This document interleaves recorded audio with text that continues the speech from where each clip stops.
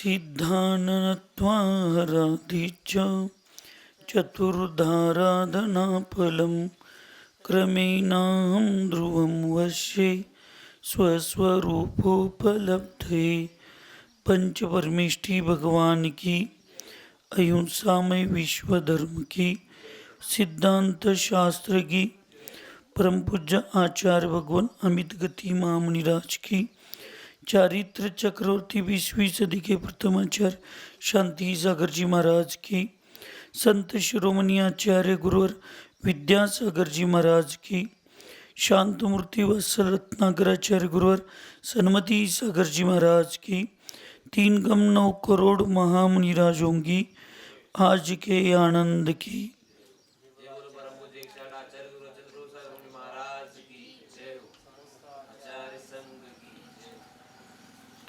आचार्य भगवंत अमित गती महामुनिराज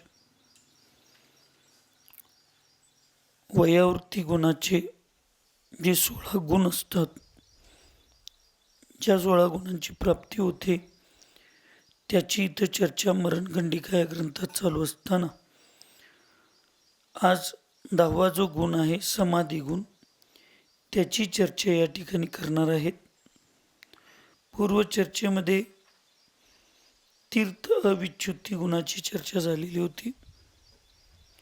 साधूंची वयोवृत्ती केल्यानंतर करणारा आणि करून घेणाऱ्या दोन्ही साधूंच्या निमित्ताने धर्माची त्या ठिकाणी वृद्धी होते, धर्म सुरक्षित राहतो आणि म्हणून त्या ठिकाणी धर्म अविच्युती तीर्थ अविच्युती गुणाची प्राप्ती होते असं सांगितलेलं होतं. आज या ठिकाणी सांगतात समाधी गुणाची प्राप्ती. एवं गुण परिणाम प्रमुखैर्विविधै परै प्राप्यते वर्तमानेन समाधि सिद्धि शर्मणा.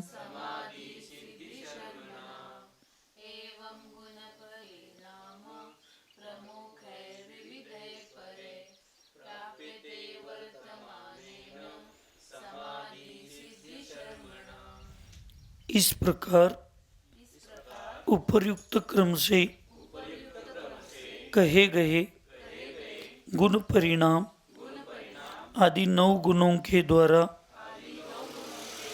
सिद्धि सुख में परिवर्तन रूप सिद्धि सुख में प्रवर्तन रूप समाधि अर्थात एकाग्रता नामक गुण की प्राप्ती होती है. आचार्य भगवंत या ठिकाणी सांगतात की याच्यापूर्वी जे 9 गुण सांगितलेले आहेत त्या 9 गुणांच्या माध्यमातून समाधी वयावृत्ती या भावनेनं सेवेच्या माध्यमातून सिद्धी सुखाच्या प्रवर्तन रूप, सिद्धी म्हणजे मोक्ष, मोक्ष सुखाला सर्वात निमित्त असणारं कारण काय आहे तर ती समाधी, आणि त्याला सांगितलं एकाग्रता. कशामध्ये एकाग्रता?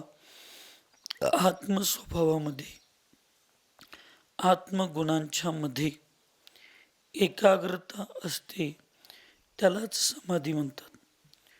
वास्तविक आहार पाणी या 4 प्रकारच्या आहाराचा त्याग करून शरीराचा त्याग करणे हा व्यवहार समाधी झाली, ही द्रव्य समाधी झाली. साधू भाव समाधीमध्ये प्रवर्तन प्रत्येक समयाला केला पाहिजे. भाव समाधी म्हणजे काय तर समता भाव, आत्मस्वभाव आत्मस्वरूपामध्ये एकाग्र भाव, आणि तो समता भाव तो एकाग्र भाव प्रत्येक समयाला प्रत्येक क्षणाला त्याच्याकडे दृष्टी साधूची असणं फार गरजेचं आहे.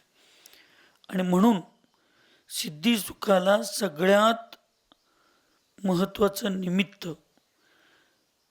मोक्ष सुखाची प्राप्ती करून घेण्यासाठी सर्वात निमित्त काय असेल तर ती समाधी आहे.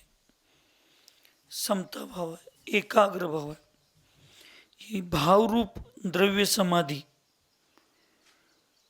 ज्यांची होते अशा दिगंबर मुनी महाराजांचा जास्तीत जास्त 7-8 भवच त्यांचं परिभ्रमण शिल्लक राहतं. जास्तीत जास्त द्रव्य आणि भाव दोन्ही रूप दिगंबर अवस्थेमध्ये समाधी होते त्यांची. असं बृहत मोठ्या प्रतिक्रमणमध्ये त्या ठिकाणी उल्लेख आहे.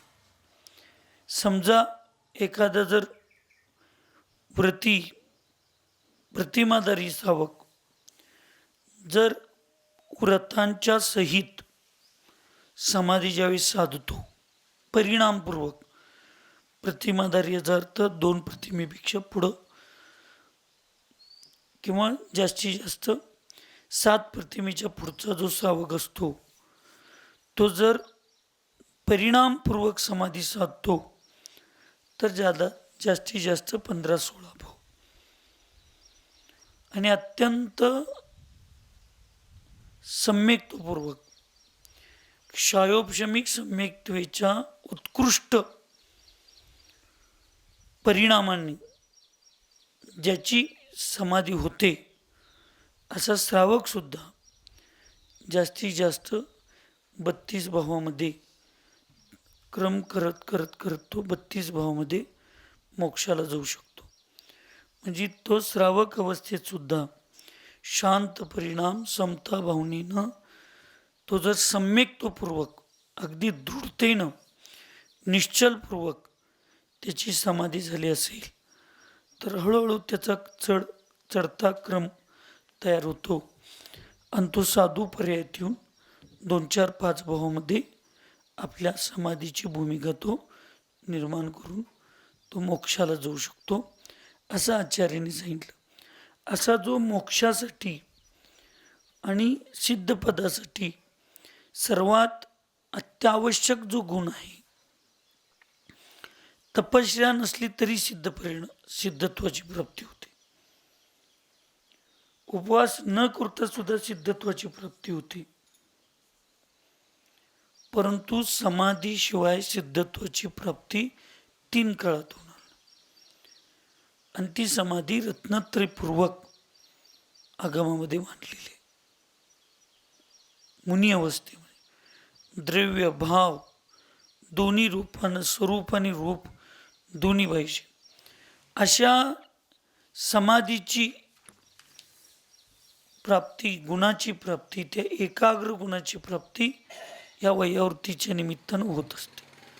म्हणून वयावृत्ती केली पाहिजे आणि ती करत असताना मी अनेकदा सांगतो त्या वयावृत्तीमध्ये प्रदर्शन भाव असता कामा नये.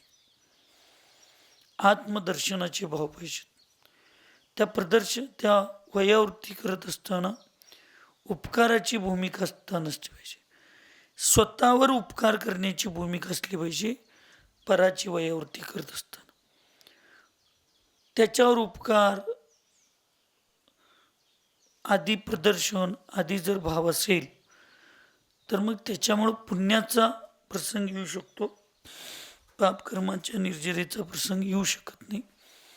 त्यामुळं आपल्या समाधीची भूमिका तिथं होत नाही. प्रश्न केला, कार्य सिद्धि के लिए कारण आवश्यक क्यों है और गुण परिणाम आदि 9 कारण समाधि रूप कार्य की सिद्धि कैसे करते हैं. जे कार्य एखादं होण्यासाठी, कार्य सिद्ध करण्यासाठी कारण आवश्यकच आहे का. बिट्टूला कॉलेजमध्ये 1ला नंबर काढायचा आहे.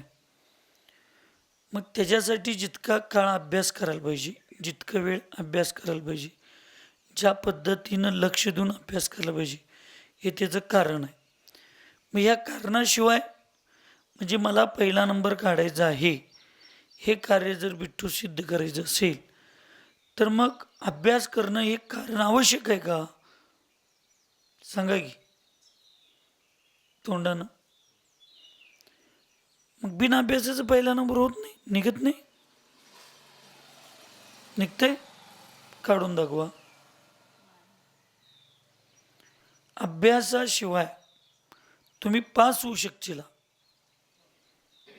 पहिला नंबर काढू शकणार नाही. पहिला नंबर काढायला तुम्हाला एक विशिष्ट काल लक्षपूर्वक एकाग्रपूर्वक अभ्यास करावा लागेल. तसं कार्याची सिद्धी करायची असेल तर कारणाशिवाय काहीही सिद्धी होऊ शकत नाही. एवढ्यासाठी जैन धर्म श्रेष्ठ आहे. काल महाभारत बघत असताना हिंदू धर्मामध्ये दाखवलं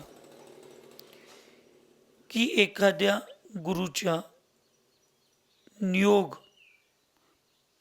नियोगानं एखाद्या स्त्रीला किंवा तंत्रमंत्राच्या आधारे, जसं कुंतीला देवाची आराधना केली, मंत्र म्हटलं, युधिष्ठिर प्राप्त झाला यमदेवाच्या माध्यमातून, परत इंद्राच्या माध्यमातून अर्जुन प्राप्त झाला. असं 5 देवांची आराधना केली, मंत्राचं उच्चारण केली, 5 पुत्र प्राप्ती झाली. तसं जैन धर्मात ती कधी मान्य नाही. का मान्य नाही? स्त्री पुत्राच्या संसर्गाशिवाय आणि त्याच्या रज आणि वीर्याच्या एक मिश्रणाशिवाय, आणि मग त्याच्या पुढे सांगितलं की त्या सर्वांच्या पुण्याईशिवाय त्या ठिकाणी त्यांना पुत्र उत्पन्न होऊ शकत नाही. पुत्र उत्पन्न होऊ शकत नाही. कारणाशिवाय कार्याची प्राप्ती होत नाही.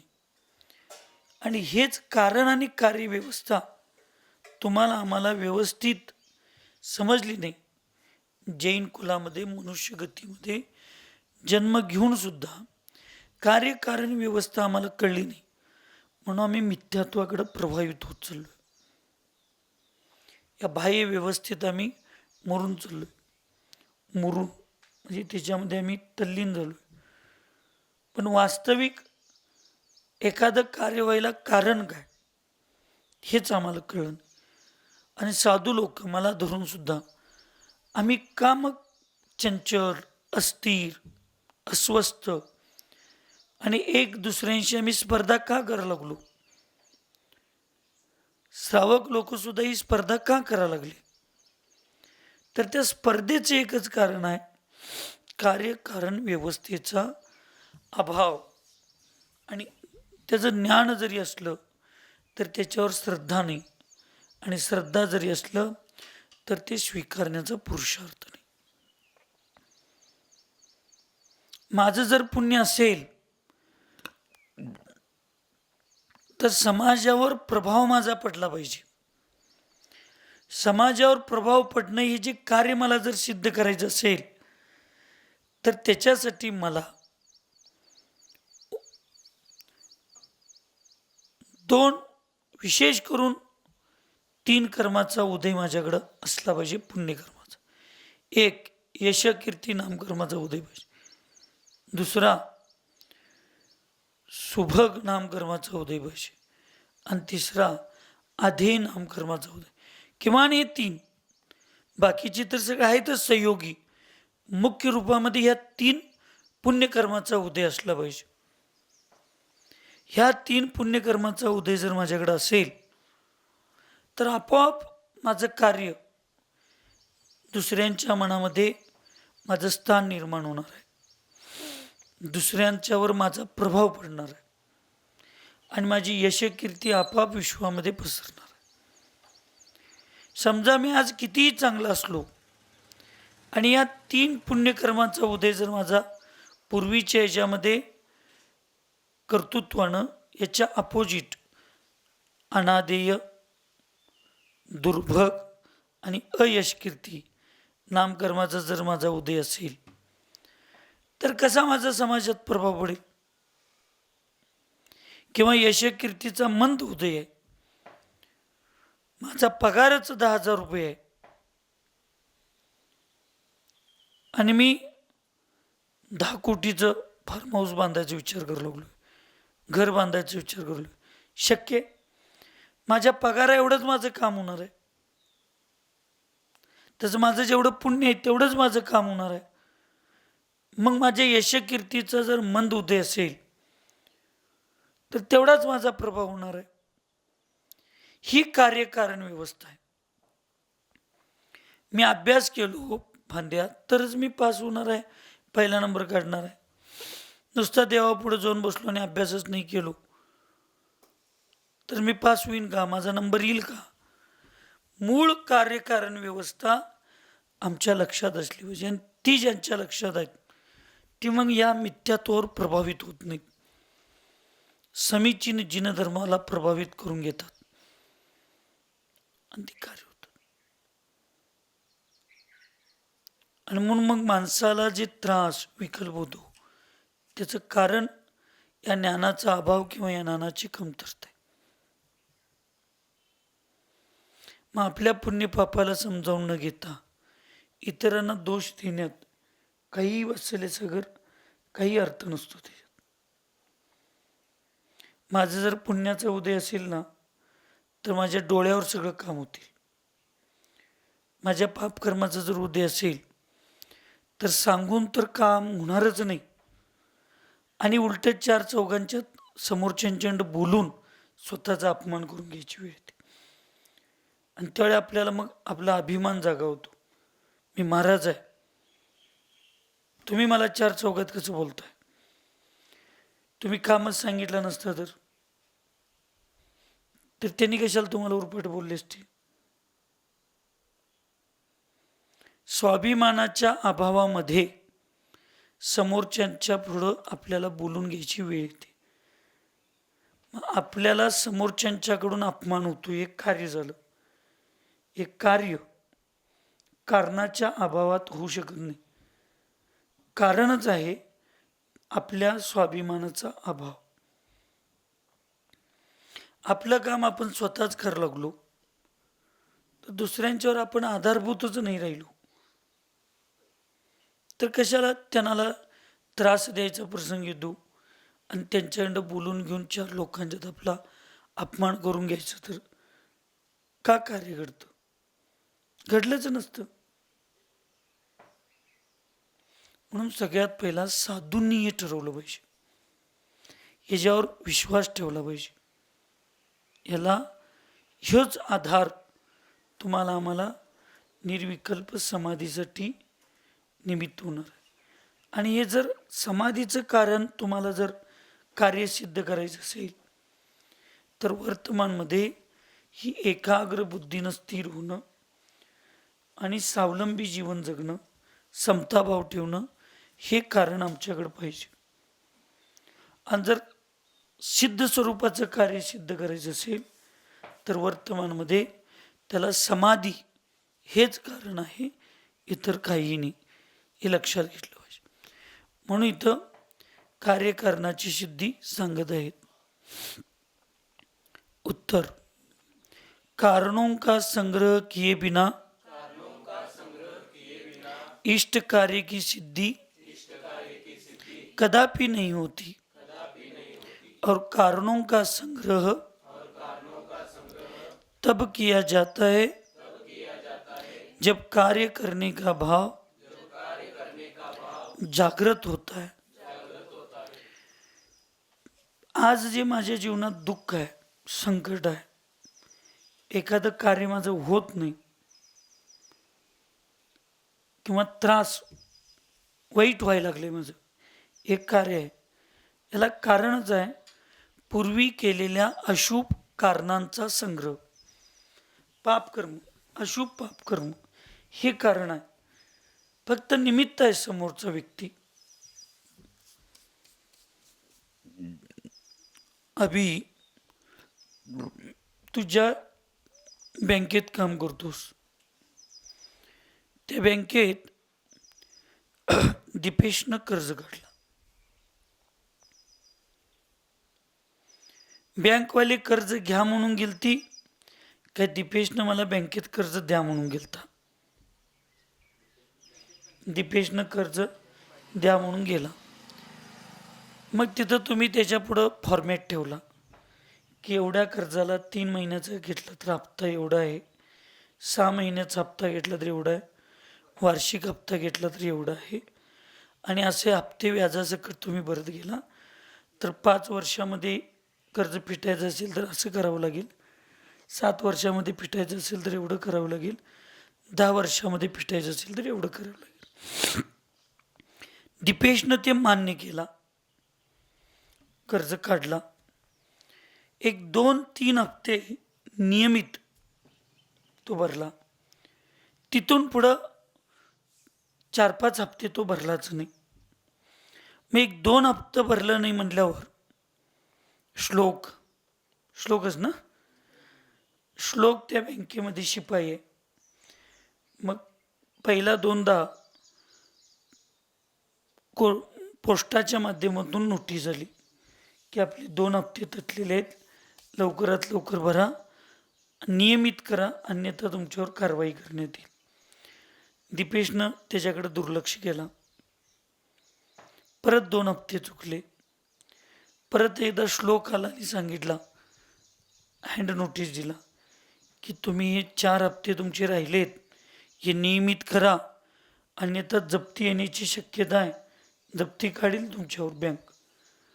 तरी पण दीपेशनं काय केला, दुर्लक्ष केलं. आता 6 हप्ते तटले.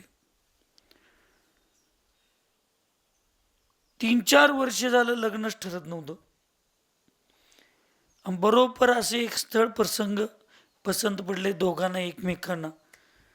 बरोबर लग्न ठरवायचं विषय चालू आहे तेवढ्या श्लोकाला जप्तीची नोटीस घेऊन आणि म्हटलं, तुमचं ते कर्ज थकीत आहे, तुम्हाला वारंवार सूचना देऊन पण तुम्ही केला नाही, जा आता तुमच्यावर 8 दिवसानंतर जप्ती येणार आहे, काय करता बघा म्हणला आणि गेला. आता हे पाहुण्यांच्या पुढं श्लोकनं नोटीस दिला, पाहुणं तुम्हाला पोरगी देणार काय? नाही देणार. मग आता हे लग्न मोडलं. या लग्न मोडायला खरं कारणीभूत तुमच्या कर्जांचा थकीतपणा आहे काय श्लोक येऊन दिलेली जप्तीची नोटीस आहे, तो कागद आहे? खरं कारण काय? हे मूळ कारण. बहिरंग निमित्त त्याची नोटीस आहे. पण आपण कधी स्वतःवर आरोप करून घेतोय का? मी कर्ज भरलो नाही म्हणून माझं लग्न मोडलं, असं कधी स्वतःला? श्लोक आला म्हणून माझं लग्न मोडलं, श्लोक आला म्हणून माझं लग्न मोडलं, हे मिथ्यादृष्टी जीवांचं लक्षण. आणि सम्यक दृष्टी जीव असेल तर तुमचं श्लोकचं काय श्लोकचं काय का श्लोक कसा निमित्त होईल? मीच जर नियमित कर्ज भरलो असतो, थकीत ठेवलो नसतो, तर श्लोक चिठ्ठी घेऊन याचं काही कारण आहे का? माझ्या आळसामुळं, प्रमादामुळं, अपुरुषार्थामुळं श्लोक आलाय. श्लोक बहिरंग निमित्त आहे, अंतरंग निमित्त माझ्या कर्ज न भरण्याचं मूळ कारण आहे. तसं इथं आचार्य सांगतात, आज कुठलंही आमचं वाईट काम व्हायला लागले आणि चांगलं काम व्हायला लागले, याला बहिरंग निमित्त जे आहे ते सामान्य निमित्त आहे. मूळ कारण जे आहे ते माझ्या पाप कर्माचा उदय. आणि पाप कर्माचा जो उदय आहे तुम्ही बांधल्याशिवाय होणार नाही, आणि बंद काय आपोआप होणार नाही. मीच काय तर चूक केलोय तेव्हाच ते कर्म बंद झाले. आज माझं एक चांगलं काम व्हायला लागले, त्याला कारणीभूत आहे पुण्यकर्माचा उदय. पुण्यकर्माचा उदय पुण्यकर्माच्या बंदाशिवाय होणार नाही, आणि पुण्यकर्माचा बंद मी केलेल्या चांगल्या कार्याच्या त्यावेळेला परिणामांच्या शिवाय होणार नाही. म्हणजे वर्तमानमध्ये जे चांगलं आणि वाईट कार्य व्हायला लागले त्याला भूतकाळातील चांगल्या आणि वाईट कामाचा निमित्त असतो. आणि ती केलंय कोण? आपण स्वतः केलं. पण आपण दोष कुणाला देतोय? जे बहिरंग निमित्ताला. हे ज्याला कळलं तो सम्यक दृष्टी सावक, हे ज्याला कळलं तो सम्यक दृष्टी साधू. म्हणून कार्य कारणाच्या शिवाय कधी होऊ शकत नाही. म्हणून कारणांचा संग्रह. आता वर्तमान माझं वाईट व्हायला लागलंय, त्याला भूतकाळातील माझे पाप कर्म कारण आहेत. मग भविष्यात जर माझं चांगलं व्हायचं असेल तर वर्तमानमध्ये मला कारणांचा संग्रह साठवायला पाहिजे. चांगलं व्हायचं असेल तर पुण्यकर्म संग्रह करीत करायला पाहिजे, आणि वाईट व्हायचं असेल तर पापकर्माचा संग्रह व्हायला पाहिजे. आता मी काय करायला लागलो याचं मला कळते की नाही. मी चांगलं करत असेल तर माझं चांगलं होणार आहे, मी वाईट करत असेल तर माझं वाईट होणार आहे. मग माझी भविष्यातली जर दशा योग्य व्हावी अशी वाटत असेल तर वर्तमानमध्ये माझी दिशा योग्य असणं गरजेचं आहे. आणि दिशा प्राप्त करण्याची वेळ, ती दिशा समजावून घेण्याची वेळ आज तुमच्या कारंदवाडीतील या आळावरच्या तरुण मुलांना, समाजाला आहे.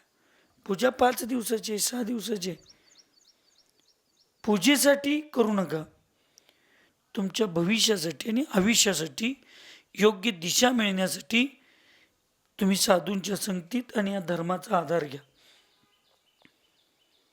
मग हा आधारच तुम्हाला आम्हाला आमचं जीवन भविष्यात सुंदर करणारही आहे आणि असुंदर करणारच. तुम्ही आता कारण जे संग्रहित करशीला, चांगलं कारण संग्रहित केला तर चांगलं कार्य होणार आहे, चुकीचं कार्य जर संग्रहित केला तर चुकीचं कार्य होणार आहे. हे आचार्याने सांगितलं. जैसे मन में घड़ा बनाने का विचार आने पर ही कुंभकार उसे बनाने के लिए दंड, चक्र, मूर्तिकादि कारण समुदाय की प्राप्ति में प्रवृत्ती करेगा. त्या कुंभाराच्या मनात ही मातीचं काहीतरी मूर्ती तयार करूया, कळस तयार करूया असं ज्यावेळी वाटेल त्यावेळेलाच तो चाक, काठी या सगळ्याचा काय घेणार, तो कारणांना संग्रह करणार. पुढं दिसतंय त्याच्या मनातच नाही आलं तर तो गोळा करणार आहे का? नाही. रणभूमि पर युद्ध बाद में शुरू होता है, पहिले मनोभूमि पर होता है. चांगलं कार्य असू दे, वाईट कार्य असू दे, डायरेक्ट कधी कार्य होत नाही. त्याची भूमिका पहिला मनामध्ये निर्माण करावी लागते. सवाल किती तारखेला आहेत? 4 दिवस महाराज अगोदर कशाला पाहिजेत? ते मनात भूमिका तयार व्हायला पाहिजे. तसं वाईट कार्य असू दे, चांगलं कार्य असू, डायरेक्ट कोण जाऊन करत नाही. लक्षात ठेव, त्याची भूमिका मनामध्ये निर्माण होते. म्हणून काल सांगितलं, मन पहिला ताब्यात पाहिजे. मनाला समजलं पाहिजे चांगलं काय वाईट काय, त्याही सगळ्या गोष्टी होत असतात. वयोवृत्ति करने से यहाँ समाधि गुण का प्रकरण है. सिद्धि सुख में चित्त की एकाग्रता होना समाधी है. इथे विषय कशात चालू आहे? समाधीचा चालू आहे. आणि समाधीसाठी, सिद्धीच्या सुखासाठी चित्त म्हणजे मनाची एकाग्रता होणं, त्याला समाधी म्हटलेलं आहे. मनाची एकाग्रता, आत्म्याची एकाग्रता एका ठिकाणी येणं. म्हणून मी मगाशी सांगितलो, पहिला नंबर काढण्यासाठी बिट्टू फार वेळ अभ्यास करणं महत्त्वाचं नाही, एकाग्र बुद्धीनं अभ्यास करणं फार महत्त्वाचं आहे. एकाग्र बुद्धीनं थोडा वेळ अभ्यास केला तर तो विद्यार्थी पास होतो, आणि एकाग्र बुद्धीनं भरपूर वेळ अभ्यास केला तर त्या विद्यार्थ्याचा पहिला नंबर येतो. पण बुद्धीच आमची एकाग्र नाही, स्थिर नाही, चंचल आहे. कितीही वेळ अभ्यास करा, यदा कदाचित पास उचिला पण नंबर काढणार नाही. तसं समाधी मरण जर करायचं असेल तर एकाग्र बुद्धी पाहिजे. आणि एकाग्र बुद्धीच्या समाधी मरणाशिवाय सिद्धी सुखाची म्हणजे मोक्षपदाची प्राप्ती होत नहीं। वयोवृत्ति करने से इस एकाग्रता रूप समाधि का संरक्षण होता है। यह सिद्धांत है। सिद्धांत अर्थ दीपेश, अंत म्हणजे धर्म। अंत म्हणजे काय? धर्म। जो सिद्ध केलेला धर्म आहे तो सिद्धांत। नुसता बोलून झालं नाही, जे बरोबर आहे हे सिद्ध केलंय असा धर्म सिद्धांत।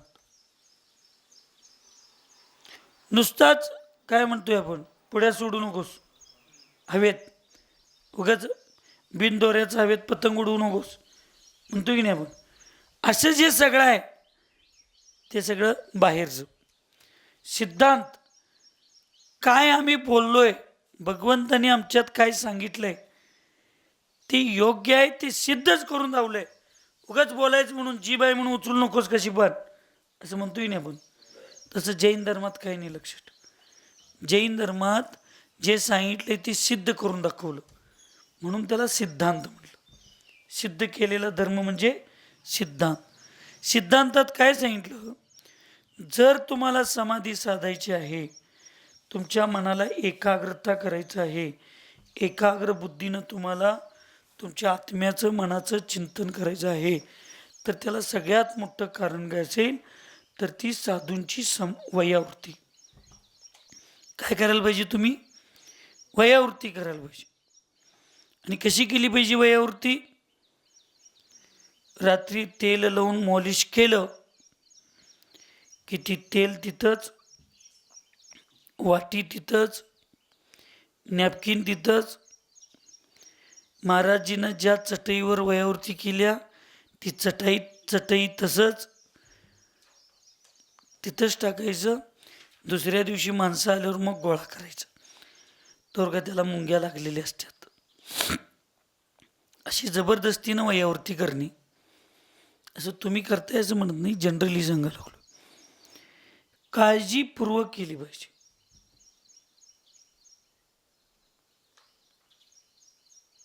कुठल्याही गोष्टीला एक नियम आहे।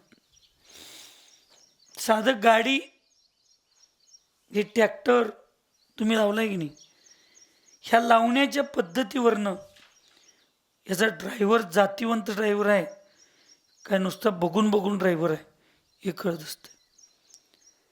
कितीही गडबड असली तर जो ड्रायव्हर रस्त्याकडे तोंड करून गाडीला लावतो आणि गाडी लावल्यानंतर मग त्याचा एअर ब्रेक असू दे, कितीही गडबड असू दे, तो एअर ब्रेक असू दे आणि गाडीचे सगळे दरवाजे लॉक करून मगच पुढल्या कामाला जातो, त्याच्या नुसता त्या वागण्यावरूनच वाटते तो जातीवंत ड्रायव्हर आहे।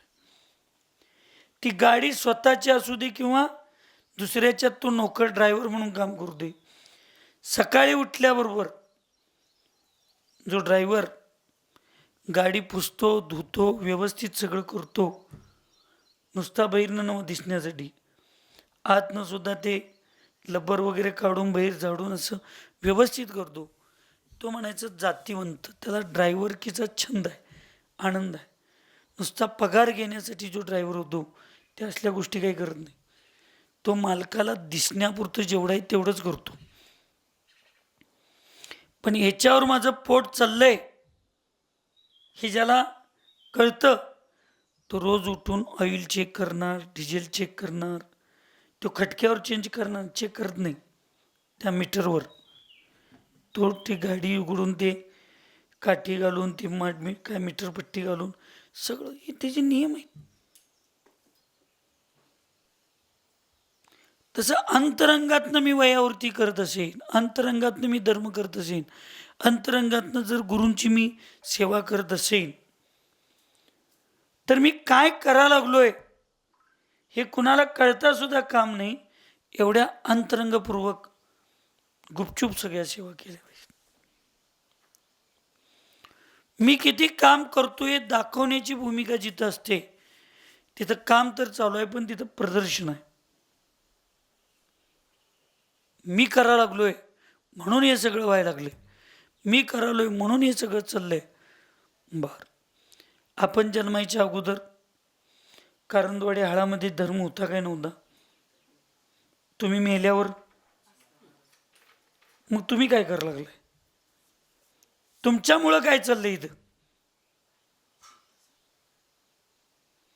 उलट पूर्वीच्या लोकांनी इथं काहीतरी मंदिर केलं म्हणून तुम्हाला मंदिर बांधायला दान द्यायचे भाव झाले. पूर्वी ज्या जागेत मंदिर बांधलं त्या घरातल्या लोकांनी दान दिलं, तिथं काही छोटी का होईना मूर्ती आणून बसवली. पूर्वीच्या लोकांनी हे सगळं केलं. तुम्ही फक्त जीर्णोद्धार करा लागलाय, तुम्ही मंदिर बांधला नाही. पूर्वी लोकांनी सगळं करून गेले, तुम्ही नवीन मूर्ती बसवा लागलाय. इथं धर्माची स्थापना तुम्ही केला नाही, ती पूर्वीच्या लोकांनी धर्मस्थापना करून गेलेत. तुम्ही फक्त त्याला पाणी घालून टिकवण्याचं काम करायला लागलं. हे मी केलो, मी केलो, मी केलो. आम्ही तुम्ही काहीही करू शकत नाही. आदिनाथ भगवंतांनी सुद्धा धर्माला पाणी घातलं, त्या वृक्षाला त्यांनी झाड लावलं नाही. नाहीतर आदिनाथ भगवंतांच्या पासून जैन धर्माची सुरुवात होईल. मग जैन धर्माची सुरुवात आदिनाथ भगवंतांच्या पासून झाली तर भूतकालीन 24 तीर्थंकर कुठे गेले? म्हणजे आमचा धर्म सुद्धा आदिनाथांनी स्थापन केला अशी म्हणणारी जैन आहेत. मग त्याच्या अगोदर जैन धर्म होता काय नव्हता? जैन धर्म अनादी कालापासून आहे.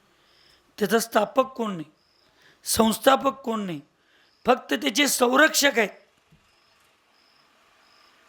म्हणून तीर्थंकरांना तीर्थंकर, तीर्थकर म्हणजे तीर्थ म्हणजे धर्म, धर्माला पुढं ढकलण्याचं काम आणि धर्माला सुरक्षित ठेवण्याचं काम ह्या लोकांनी केलं.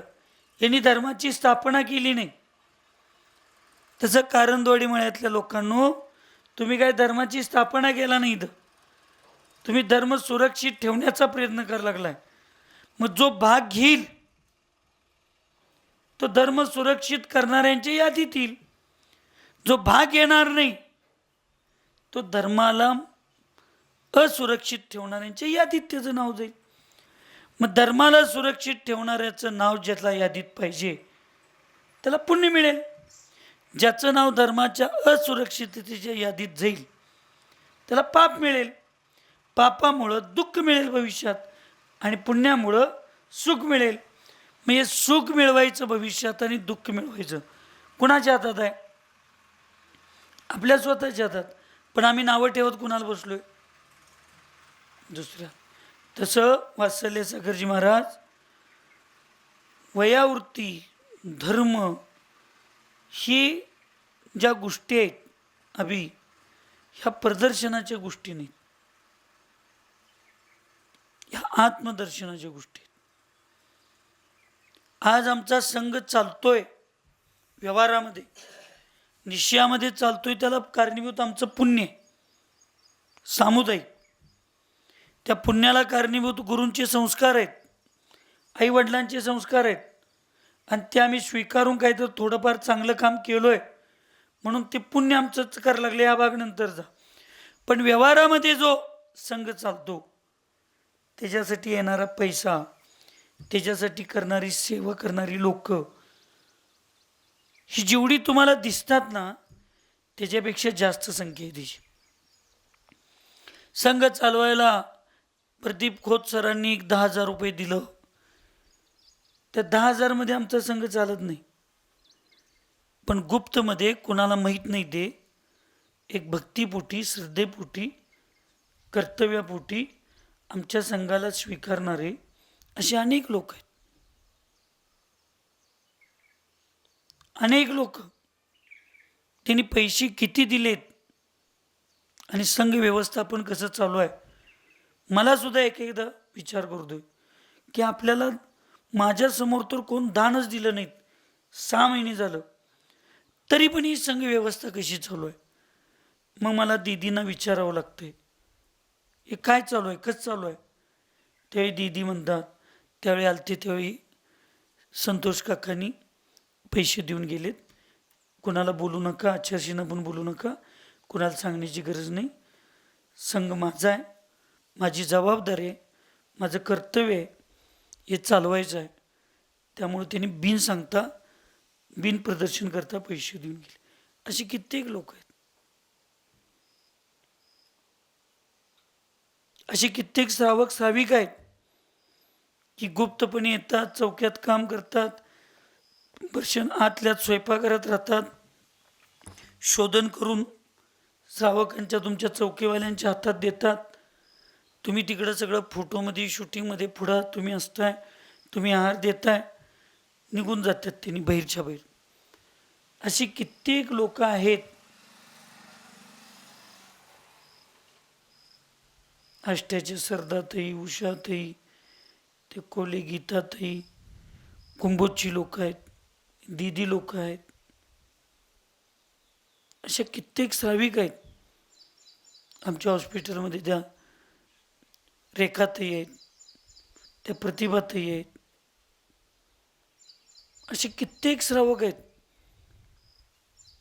आमची ती श्रद्धा कुरुजीची, असे अनेक, किती नाव घ्यायचं आहे. तुम्हाला फक्त एक 10-20 लोक दिसतात, पण याच्या मागं 5-50 लोक आहेत गुप्ततेत काम करायला लागले. मग जे करा लागले हे दिसतंय तीच लोक सेवा करतात, आणि जी सेवा करतात पण कुणाला दिसत नाही, कुणाला माहीत नाहीत, त्यांना पुण्य लागणार नाही. सगळ्यात जास्त त्यांना पुण्य लागणार आहे. त्यांनी धर्म म्हणून, कर्तव्य म्हणून करायला लागलेत. आणि जे प्रदर्शनासाठी करतात ते स्वार्थ आणि प्रतिष्ठेसाठी करत असतात. म्हणून धर्माचं काम कोणतंही करत असताना प्रदर्शनाची भूमिका ठेवायची नाही, आत्मसाधनेची, कर्तव्याची भूमिका ठेवायची. जब साधु के सिद्धि सुख में एकाग्रता नामक गुण प्राप्त के भाव बनते हैं, तब वे गुण परिणाम श्रद्धा, वात्सल्य, पात्रलाभ, संधान, तप, पूजा और तीर्थ अविच्युति ऐसे 9 कर्मों से उत्कृष्ट आचरण करते हैं. और जब इन कारणों में आचरण रूप विशिष्ट आदर किया जाता है, तब वैयावृत्ति करने वाली भावना सिद्धि सुख की एकाग्रता में परिणत हो जाती है. याच्या पूर्वी जे 9 गुण सांगितलेत ते गुण आम्ही प्रामाणिकपणे स्वीकारलो असेल तरच 10व्या समाधी गुणाची प्राप्ती होत असते. मग लक्षात ठेवा, अथर्व कुठलीही गोष्ट सांगायला लागत नाही. ज्यानं समाधी गुण स्वीकारलाय की मला समोरच्यांची वैयावृत्ती प्रामाणिकपणे करायची, ह्याला ज्यानं स्वीकारलाय तो आपल्याला समोरच्याच्या पात्रामध्ये म्हणजे त्या रूपामध्ये बघतो. मग मी आत्ता असतो तर मला समाजाकडून काय अपेक्षा होती, मी असतो तर तिथं त्या स्थानावर असतो तर गुरूंच्याकडून मला काय अपेक्षा होती, माझ्या शिष्यांच्याकडे, मी गुरु असेल तर शिष्यांच्याकडून मला काय अपेक्षा असेल, असं स्वतःला त्या ठिकाणी घालतो. मी जर आता एवढं चालत आलो असतो तर मी साधू असताना मला श्रावकांच्याकडून काय अपेक्षा असती, स्वतःला त्याच्यामध्ये तो ढाळतो. आणि मग मग त्या महाराजांना पण अपेक्षा असेल की अथर्वनं माझी वयावरती करावं. मी एवढं उन्हात 1 वाजता चालत आलोय, अथर्वनं माझी वयावरती करावं, बिन सांगता करावं, चांगली करावं, असं त्या साधूंची अपेक्षा झाली असेल. मग ते साधूंनी वयावरती कर म्हणायच्या अगोदर अथर्व जाऊन तिथं वयावरती चालू करतो. पण केव्हा मी एवढं असं मला एवढा त्रास झाला असता, मी एवढं कष्ट केलो असतो, मी अशा उन्हात चालत आलो असतो, तर मला समोरच्याकडं काय अपेक्षा असते. आपल्याला स्वतःला त्याच्यामध्ये जायला लागतं. मला फार लोक म्हणतात, महाराज बिन सांगता तुम्ही सगळं नियोजन कसं करता, श्रावकांच्या जेवणाचं पण नियोजन लावता, सांगा. हे सगळं दुःख मी भोगून आलोय. जे मला त्रास झाला, मला जी सुख मिळालं नाही, मला जेवायला मिळत नाही, मला झोपायला जागा मिळाली नाही, मला झोपायला एक एकदा चटया मिळाल्या नाहीत. मग मी विचार करतोय जे मला दुःख झालंय ते माझ्या जवळच्या कार्यकर्त्यांना होऊ नये.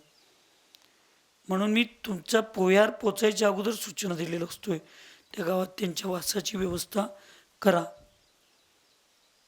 वास्तविक ही व्यवस्था, ही नियोजन तुम्ही जबाबदारी लोकांनी केलं पाहिजे.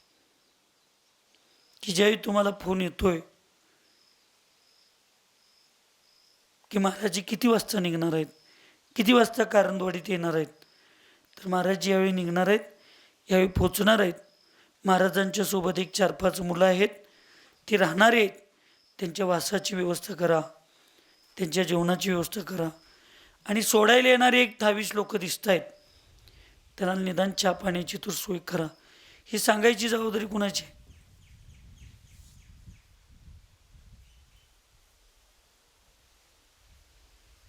ह्याला विवेक म्हणतात.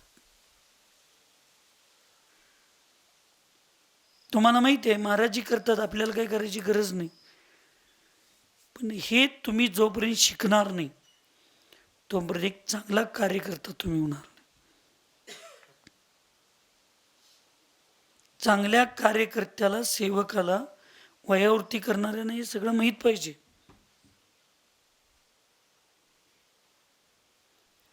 प्रमुख साधूला कुठल्या खोलीमध्ये दिवाण घालायला पाहिजे, खोलीत कुठल्या दिशेला दिवाण घातलं पाहिजे, त्यांनी कुठल्या दिशेला पाय करून झोपतात, डोकं कोणत्या दिशेला असतं हे रोज आपल्याला माहिती आहे. तर त्यांची चटई हातरताना डोकीकडची बाजू कुठल्या दिशेला असली पाहिजे, पायाकडली बाजू कुठल्या दिशेला असली पाहिजे. काढली पिशवीतनं चटई, हातरली पाठावर, ती कुठल्या दिशेचं पाय आहे काही आपण बघत नाही. हे नुसतं आपण क्रिया करायला लागलोय. क्रियेमध्ये वयावृत्ती होत नाही, विधी आहे. वयावृत्ती काय आहे बिट्टू? विधी आहे, विधी. त्याला लक्षपूर्वक करायला पाहिजे. साधं गाडीच्या सीटला कवर घालताना कुठलं पण कवरची दिशा कुठल्या पण दिशेला अडकवलं तर कवर बसते. त्याला पुढची दिशा पुढंच घालायला पाहिजे तरच होते. मग आपण साधूंचं खोट मांडताना, दिवाण मांडताना, आपण एवढे दिवस साधूंच्या जवळ आहे किंवा ही सगळी लोक साधूंच्या सेवेत, खोतसाहेब आता तुम्ही 5-7 वर्ष आहे, तर आपल्याला वयावृत्तीचा अर्थही शिकला पाहिजे की साधूंना कुठल्या खोलीत कुठल्या दिशेत दिवाण गाठलं पाहिजे. जर आचार्य असतील तर त्यांची बसण्याची झोपण्याची दिशा कोणती, ते कुठल्या दिशेला पाय करतात, कोणत्या दिशेला डोकं करून झोपतात. मग दिवाण मी कसं गाठलं पाहिजे, ते दिवाण गाठल्यानंतर शास्त्र ठेवण्याची जागा कुठं असली पाहिजे. दिवाण असं घालतोय पूर्वेकडं पाय करून जर साधू झोपले तर आपलं काय असतंय, पूर्वेकडच्या बाजूला शास्त्र ठेवायचं टेबल ठेवतो, म्हणजे पाय कुणीकडं होणार, शास्त्राकडं. जर पूर्वेकडं साधू पाय करून झोपत असतील तर त्यांची शास्त्र ठेवण्याचं टेबल हा पश्चिमेकडं पाहिजे किंवा इकडं पाहिजे. पायाकडं तो टेबल असता कामा नये, ते कपाट पायाकडं असता कामा नये. हे लक्ष देऊन करणं म्हणजे वयावृत्ती आहे. टेबल मांडणं म्हणजे वयावृत्ती नव्हे.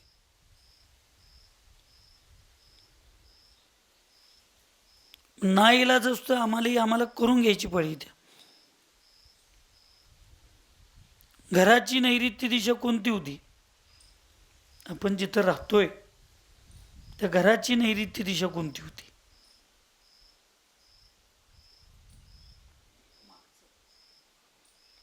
मग नैऋत्य दिशेला मी जाऊन बसा लागलोय आणि आचार्यांची भूमिका आम्ही जर चुकीच्या दिशेला जर मांडत असेल पाठ, तर ती कसं होणार? मग आपण काय शिकलो? वयावृत्तीचा अर्थ नुसता दीपेश तेल लावणे असं नव्हे. कुठल्या ऋतूमध्ये कुठलं तेल लावायला पाहिजे हे कळणं म्हणजे वयावृत्ती कळणं. थंडीच्या दिवसात तुम्ही खोबरेल आणून लावणार, उन्हाळ्याच्या दिवशी मोहरीचं तेल वयावृत्ती करणार, चालेल? मग भाव चांगले असून सुद्धा तिथं परिणाम विपरीत दिसणार. तूप लावलो तर त्याच्यात कापूर मिसळले का? बरं, सगळी वयावृत्ती केली तर आम्ही ते व्यवस्थित अंग पुसलोय का? तसंच ठेवून गेलो तर त्याला मुंग्या लागतील महाराजांना. जिथं वयावृत्ती केलोय ते पाठ दिवाण स्वच्छ पुसलोय का? खाली चटईवर केलो असलो तर महाराजांचं अंग पुसून झाल्यानंतर ती चटई ती फरची व्यवस्थित पुसलोय का? पुसून टाकल्यानंतर तिथं कापूर टाकून गेलोय का, की जेणेकरून मुंग्या होऊ नयेत आणि त्या मुंग्याचा उपद्रव साधूना होऊ नये किंवा त्या मुंग्यांची हिंसा होऊ नये, इथंपर्यंत काळजी करायची असते. तेल जिथून घेतलोय त्या तेलाची बाटली त्या तुपाचा डबा पुसून ज्या त्या ठिकाणी ठेवलोय का, तिथंच टाकून जातोय मी. म्हणून वयावृत्तीचा अर्थ नुसता हातपाय दाबणे नव्हे, तेल लावणे नव्हे. आहाराच्या व्यवस्थेपासून विहाराच्या व्यवस्थेपासून वयावृत्तीच्या सगळ्या गोष्टी वयावृत्तीमध्ये येतात. सगळ्या गोष्टी या सगळ्यांना वयावृत्ती म्हटलं जाते. साधूंच्या रत्नत्रयामध्ये निमित्त असणारी प्रत्येक गोष्ट वयावृत्तीला निमित्त असते. ऐकायला लागलं की झोपायला आहे बिट्टू? साधूंच्या रत्नत्रयाला वृद्धी करणारी, सुरक्षित ठेवणारी प्रत्येक गोष्ट. मग त्या प्रत्येक गोष्टीमध्ये विहाराला निहार काडगीला घेऊन जायचं आलं, आहार आलं, स्वाध्याय आलं, रात्री हातपाय दाबणे असू दे, सगळ्या गोष्टी वयावृत्तीमध्ये आहेत. वयावृत्तीचा अर्थ फक्त हातपाय दाबणे नव्हे, वयावृत्तीचा अर्थ फक्त आहार देणे नव्हे. कोणता ऋतू चालू आहे, कोणता आहार दिला पाहिजे. विहार करून आलेत तर आहारामध्ये उष्ण पदार्थ पाहिजेत काय थंड प्रवृत्तीचे पदार्थ पाहिजेत. थंडीचे पावसाचे दिवस आहेत तर उष्ण आहार पाहिजे काय थंड स्वभावाचा आहार पाहिजे. उन्हाळ्याचे दिवस आहेत, कुठला आहार पाहिजे? महाराजजी लय भक्तीनं भजी केलोय, खावा की खावा की. उन्हात महाराज 1 वाजता चालून आलेत, आदल्या दिवशी अंगातलं पाणी सगळं मुरलंय, घशात कोरड पडले आणि भक्तिपूर्वक तुम्ही आता भजी चारा लागला. वडा घ्या, पाणीपुरी खावा. त्याला विवेकपूर्वक भक्ती म्हणतील? दुसऱ्या दिवशी लिक्विड पदार्थ कसं जास्त जातील हे बघितलं पाहिजे. थंडीचे दिवस आहेत तर गरम पदार्थ, गव्हाचे पदार्थ. थंडीचे दिवस आहेत तर ज्वारी, नाचणी असले पदार्थ, उष्णतेच्या दिवशी असले पदार्थ कसं जातील. ह्याला सगळ्याला वयावृत्ती म्हटले. शोधन करणे ह्याला सुद्धा वयावृत्ती म्हटलं. हातात गाठल्यावरच आहारदान होते असं नाही.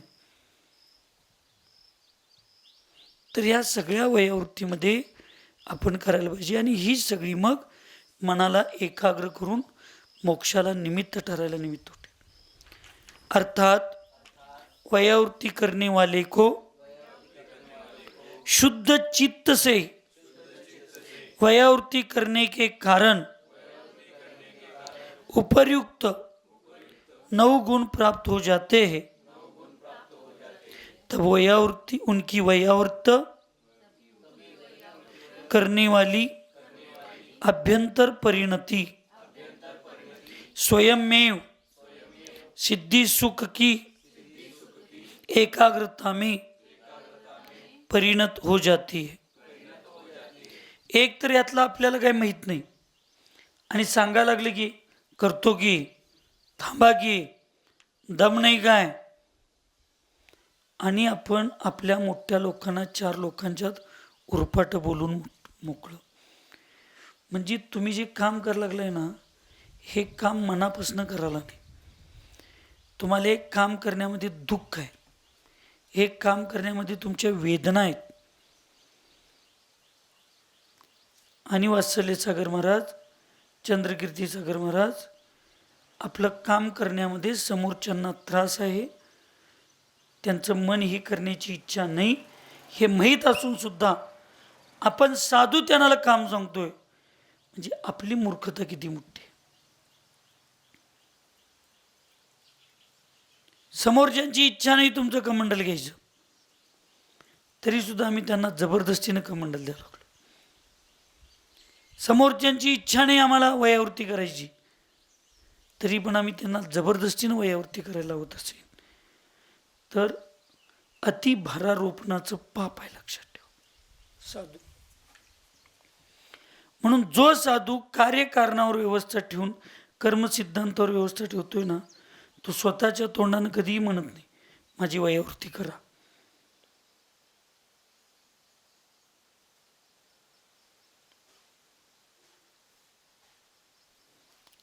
का आपण लोकांना हे सांगायला लागलो?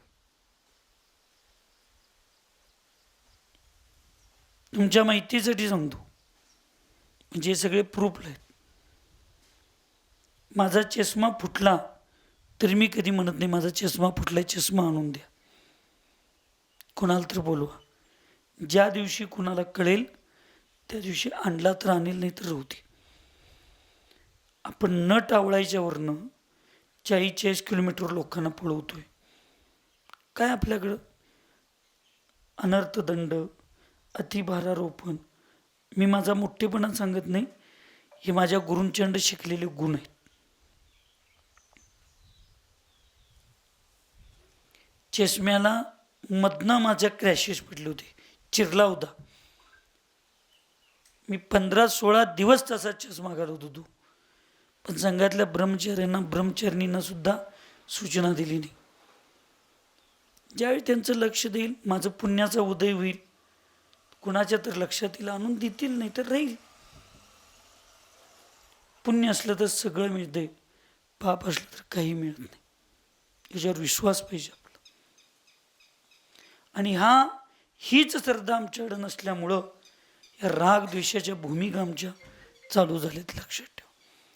म्हणून वयावृत्ती करताना चित्त शुद्ध पाहिजे. एक अजैन व्यक्तीला, ऐकायला लागलाय काय खोतसर, एक अजैन व्यक्तीला वाटलं की चंद्रभूष सागर महाराज फार चांगले आहेत आणि त्यांनी सगळ्या जाती धर्माच्या लोकांच्यासाठी काम चांगलं करायला लागले, म्हणून 2.5 तोळ्याची सोन्याची जपमाळ. किती? 2.5 तोळ्याची सोन्याची जपमाळ त्यांनी मला जाप घालायसाठी आणून दिली. मी म्हटलं ताई, हे सोन्याची जपमाळ मी वापरत नाही, मला सोनं असं फार, तुम्ही वापरायचं काय नाही वापरायचं हा तुमचा विषय. आम्हाला वाटतंय हे सुद्धा आम्ही कमी करायला लागलोय तुमच्यासाठी, म्हणून त्यांनी सोन्याची जपमाळ आणून दिली. समाजापुढं आणून दिली नाही, लोकांच्या पुढं आणून दिली नाही. एक अजैन व्यक्तीला साधूंना एक वस्तू दान देताना, भेट देताना, त्याची सेवा करताना गुप्तपणे करावं असं वाटतंय. आणि आम्हाला जैनांना एक साधू वस्तू आम्ही दान देतोय तर त्याचं प्रदर्शन करण्याची भाव होतात. मी दिलो, मी केलो, मी करा लागलोय, हे दाखवण्याचे भाव होतात. कसं काय बरं सांगाय? मी काय असेल ते ओपन सांगतोय. सोडा ते मी घेतलो, एक जापमाळ घातलो, एक वेळा जापे घातलो, मी दिलो.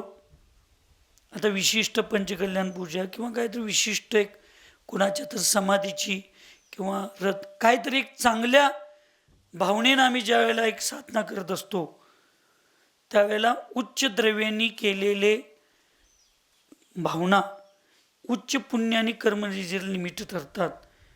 म्हणून मग मी बिन मागता दीदी किंवा संघातले लोक त्यांच्याजवळ ते असतं ते आणून देतात. मग तेवढे एखाद दिवस मी जापे घालतो, परत त्यांचं त्यांना देतो. मी येऊन मागत नाही ते आहे काय आणि मला देता काय, पण देतात. मग एक अजैन व्यक्तीला वयावृत्ती करताना एवढ्या गुप्तपणे तो करतो.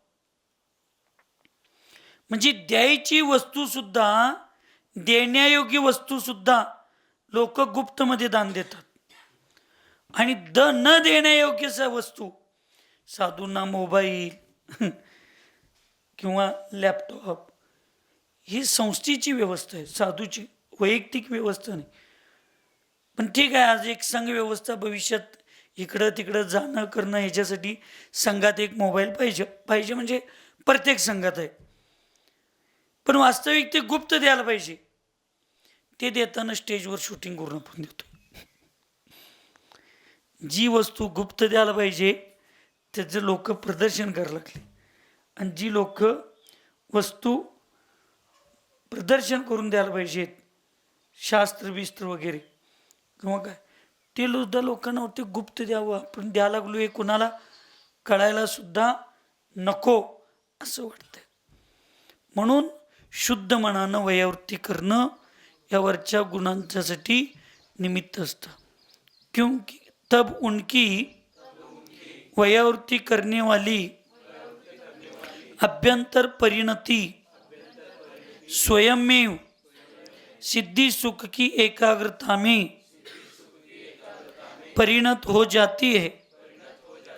क्योंकि गुण परिणाम आदि 9 गुण सिद्धि सुख की प्राप्ति के उपाय है.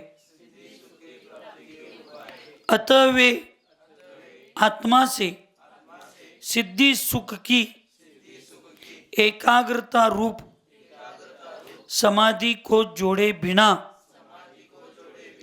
नहीं रहेंगे.